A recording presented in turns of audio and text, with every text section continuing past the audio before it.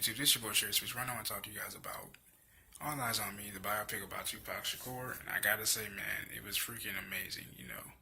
Demetrius Shipp Jr. did a great job in embodying Tupac Shakur as he was. A revolutionary, a poet, a rapper, whatever moniker you want to label him with, he did that and and just amazing. I wish it was a little bit longer than 2 hours, but some change. But it was great nonetheless. The part that I walked in on, I missed 15 minutes of, and I know it's a big bummer. But I'm pretty sure the first few scenes was when he was in Christmas, with his family, and his mother gave him that composition book and said that you're gonna go way more, you're gonna go further in life with that than a basketball, and that whole thing. And when the police raided them on Christmas Day, I'm pretty sure that's what it was. Another thing I want to mention, the scene I walked in on was when he was walking home from school and he saw an unarmed black man getting assaulted, beaten up by two racist cops, and him having to see that, he just was just so in awe of that, just so shocked by it, just like, oh man, really, like, it was like one of those scenes, and I really enjoyed that. And as a matter of fact, I walked in on when he went to go see his father in jail. And his father dropped some gems on him. That was a good scene. That was the scene I walked in on.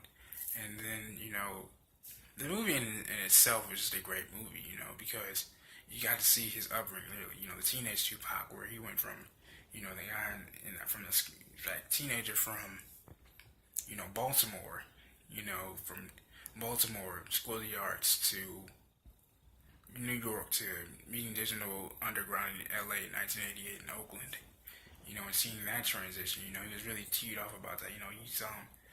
We saw that interesting dynamic that he had with Jada Pinkett, and Cat Graham did a great job with that. That was a really good portrayal of Jada Pinkett. It was really nice to see that.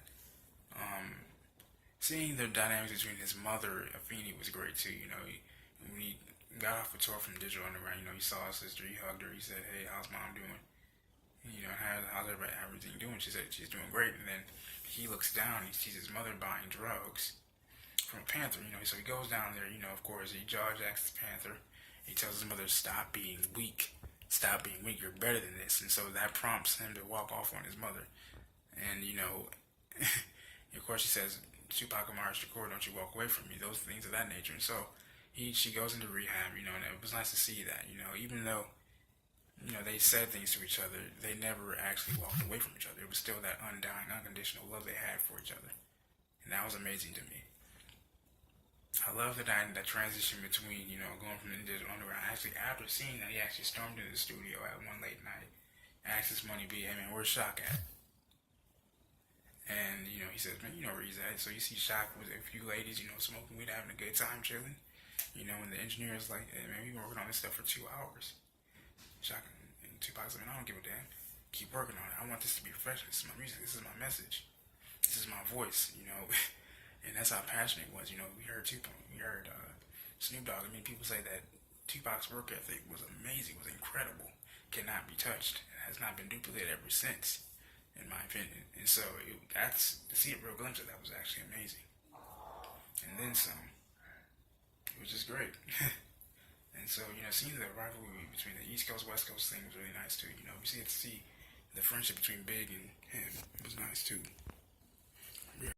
To see the dynamic relationship between how the whole East Coast, West Coast beef started, it was really cool to see that, Big really wanted to see how Pac was doing, but Pac was, at the time when we got shot in Quad Studios, just was not trusting anybody, and seeing that unfold the way it did was amazing too, because we finally get confirmation as to what really went down, with the whole Funk Flex thing out the way now. He was just trying to pull out his piece to defend himself and his crew. The guy shot him in his leg. He said, "Look, I told you, I'm just giving you jewelry, man. I didn't want to do this. You made me do this." You're just shooting him multiple times like that. And then that made him just go in a cool, full freak out mode, not trusting anybody, of course. Even at the hospital, he says, "Mom, it's a setup. Someone set me up. They set me up." And mentioned Islam just didn't even want to let Biggie in. Because they said only family can see him, you know what I mean?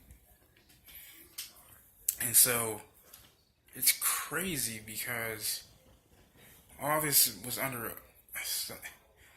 It's crazy because like the guy Nigel, who was cool with him, he felt a little disrespected. The guy in his feelings because Pac said on the interview after when the whole rape case trial was underway, Pac said, "Look, the only reason why am I getting dragged through the mud? I'm only in this situation because of these few leech people, things like that, and I was like, man, I gave this for his Rolex. He was begging me for money when I was at the club."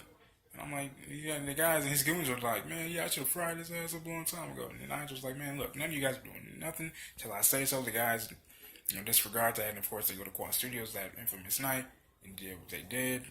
And, it spiraled out of control. What I like about and what I like about this movie even more is the fact we get to see the relationship he had with Quincy Jones' daughter, Kalani. The real relationship there. You can tell they were really going to be something powerful. And seeing the infamous scene where she cooked him dinner, with his with his mama Feeny there and things like that was really touching to see.